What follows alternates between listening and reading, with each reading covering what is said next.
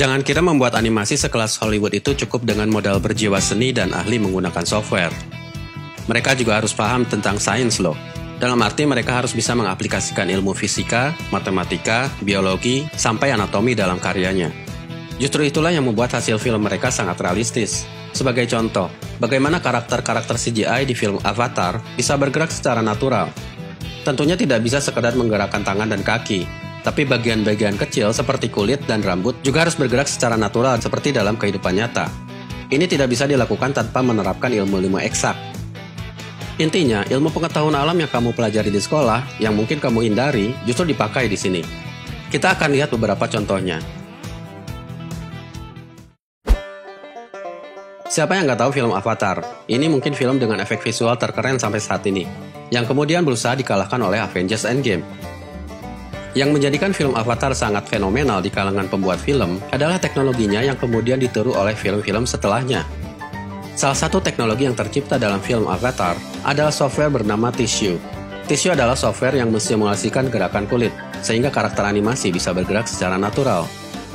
Ia diciptakan berdasarkan ilmu anatomi. Cara kerjanya sama dengan cara tubuh kita bekerja. Sebuah karakter akan dibuat dari mulai tulang, kemudian dibungkus daging, otot, lalu kulit.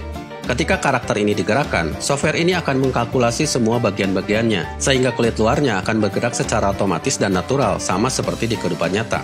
Artinya, di sini kamu tidak bisa asal membuat model 3D. Kamu harus paham dengan struktur anatomi, entah itu manusia atau hewan, tergantung model karakter yang sedang diciptakan. Tissue diciptakan oleh Weta Digital, sebuah perusahaan efek terkenal yang telah terlibat di banyak film, salah satunya Avengers. Berkat pencapaiannya, software temuannya ini mendapat penghargaan Oscar di tahun 2013 dalam kategori sains dan teknologi. Bagaimana dengan rambut? Jangan salah, rambut menjadi bagian paling rumit dari semua bagian karakter yang harus digerakkan. Bayangkan, membuatnya saja sudah jadi tantangan tersendiri, apalagi menggerakkan jutaan helai rambut yang tidak mungkin semuanya bergerak ke arah yang sama. Di film Warcraft, ILM, perusahaan efek visual yang bertanggung jawab terhadap efek visual di film ini, sampai harus menciptakan software sendiri yang mereka sebut Haircraft. Dengan ini, para seniman menciptakan berbagai style rambut untuk masing-masing karakter. Lalu bagaimana rambut digerakkan? Hi, I'm Haley Ivan. I'm a software engineer at Pixar. I worked on the hair simulator for the movie Brave. In our movies, hair is a simulated effect.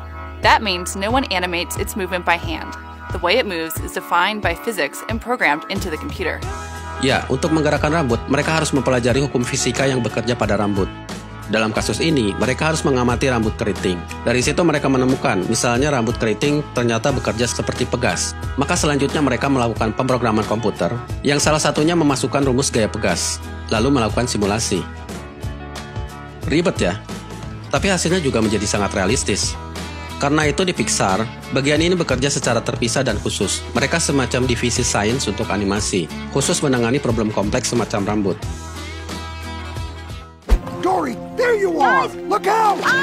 Air juga harus tampak seperti di dunia nyata dong, terutama untuk film bertema air, seperti Finding Dory. Dan membuatnya tentu tidak mudah, karena air bisa dalam berbagai bentuk, dan harus berinteraksi dengan karakternya. Untuk membuat air, kita tanyakan pada Pixar. One of the tools we use to create believable water in the computer are particles. Let's start with a single particle. We can apply forces to that particle, such as wind or gravity, or more particles that push and pull each other.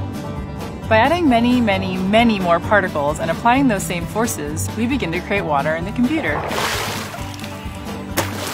Yap, kira-kira begitu. Jadi air dalam animasi juga meniru air di kehidupan nyata, karena air juga tersusun dari partikel yang kita sebut molekul air atau H2O. Teknik yang sama juga diterapkan pada pembuatan salju, api, debu, dan banyak lagi. Itulah beberapa contoh penerapan sains dalam animasi. Lebih lanjutnya, coba kamu buka channel Khan Academy di YouTube, atau install aplikasi Android-nya. Khan Academy adalah sekolah gratis yang mengajarkan banyak hal. Salah satunya ia bekerja sama dengan Pixar untuk mengajarkan animasi berbasis sains. Welcome to Pixar in a Box, a collaboration between Pixar Animation Studios and the Khan Academy. Semoga setelah ini kamu gak lagi benci dengan matematika, fisika, kimia, dan biologi.